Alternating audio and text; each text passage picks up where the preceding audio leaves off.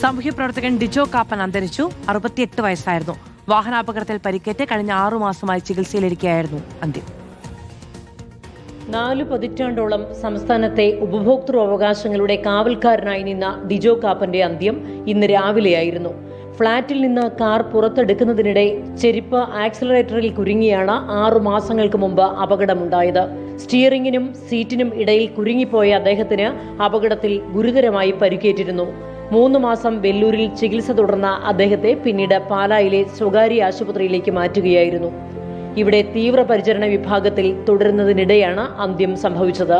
കേരള കോൺഗ്രസ് വിദ്യാർത്ഥി പ്രസ്ഥാനത്തിലൂടെയാണ് ഡിജോ കാപ്പൻ പൊതുപ്രവർത്തനം ആരംഭിച്ചത്. KSCM സംസ്ഥാന പ്രസിഡന്റായിരുന്നു. കേരള യൂണിവേഴ്സിറ്റി യൂണിയൻ ജനറൽ സെക്രട്ടറിയായും പ്രവർത്തിച്ചിട്ടുണ്ട്.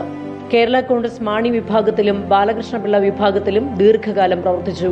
പിന്നീട് രാഷ്ട്രീയ രംഗത്ത് നിന്ന് മാറി പൗരാവകാശ പ്രവർത്തന രംഗത്ത് സജീവമായി. Centre for consumer education ട്രസ്റ്റിയായിരുന്നു.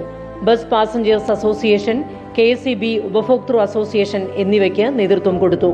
Reporter, Kochi.